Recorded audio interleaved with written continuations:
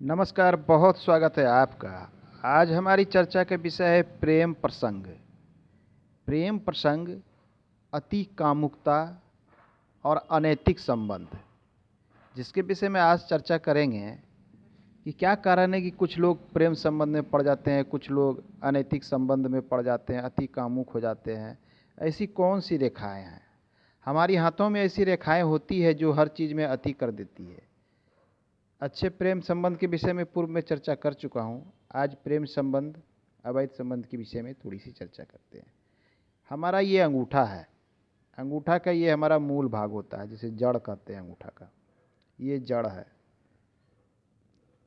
इसको अगर इस जड़ के इस पॉइंट से अगर इस प्रकार से इसको बांट दें, ये हमारा जो क्षेत्र है, यहाँ तक ये हमारी आयु रेखा है। आयु रेखा इस प्रकार से घेरती है, जीवन रेखा, आयु रेखा जिसे कहते हैं। तो ये क्षेत्र जो बनता है, ये क्षेत्र हमारा शुक्र का बनता है। ये शुक्र का क्षेत्र बनता है।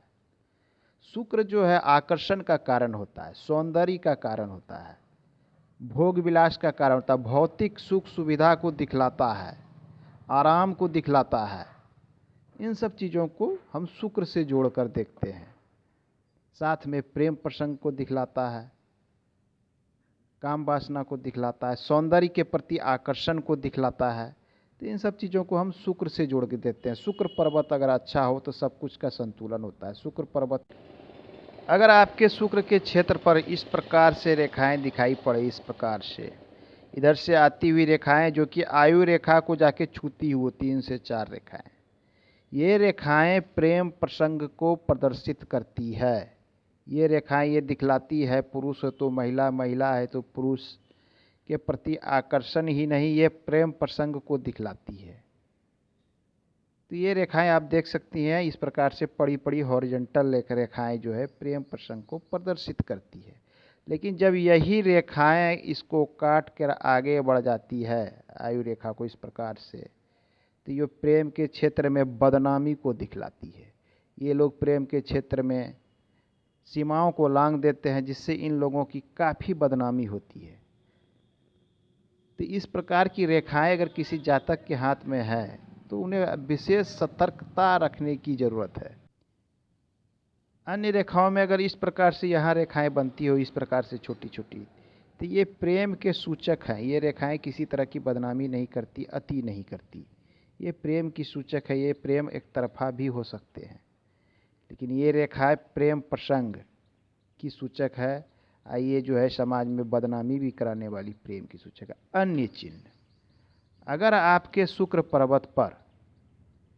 पर्वत पर इस प्रकार से ये रेखाएं हो, इस प्रकार से जाल बन रहा हो, जाल जैसे ग्रिल, इसके विषय में अन्य भी चर्चा मैं कर चुका हूँ। जैसे ग्रिल इस प्रकार से जाल नुमाती, ये चीज़ शुभ चिन्ह नहीं माना जाता है। ये जो ऐसे जातक अति कामुकता होते हैं, विपरीत लिंग के प्रति बहुत ज़्यादा आकर्षण होता है, जिसके कारण ऐसे लोग अनैतिक संबंध में, अवैध संबंध में फंसते हैं। तो ये चीज़ अच्छा नहीं होता। अवैध संबंध कामुकता को ये चीज़ दिखलाता है, अति कामुकता। शुक्र पर अगर तिल हो, मान ले शुक्र पर आपका इस प्रकार से तिल बन रहा हो, तो ये भी आपको जो है गलत संबंध को दिखलाता है, विपरीत लिंग के प्रति ज़्यादा आकर्षण को दिखलाता है, अत्यधिक कामुकता दिखलाता है। क्रॉस का चिन्ह, अगर शुक्र पर क्रॉस का चिन्ह बनता हो, गोल चिन्ह बनता हो, ये सभी चिन्ह जो है आपको अति कामुकता, अवैध संबंध, अनैतिक संबंध को दिखलाते हैं। हमारे हाथों में यह स्थान केतु का होता है। केतु गुप्त कार्यों के लिए भी अपना विशेष प्रभाव छोड़ता है। तो अगर इससे निकल के कोई रेखा अगर शुक्र पर्वत पे चली जाए, यह भी दिखलाता है आपके अवैध संबंध को, ये गलत संबंध को दिखलाता है। ये जो है अच्छा चिन्ह नहीं माना जाता है।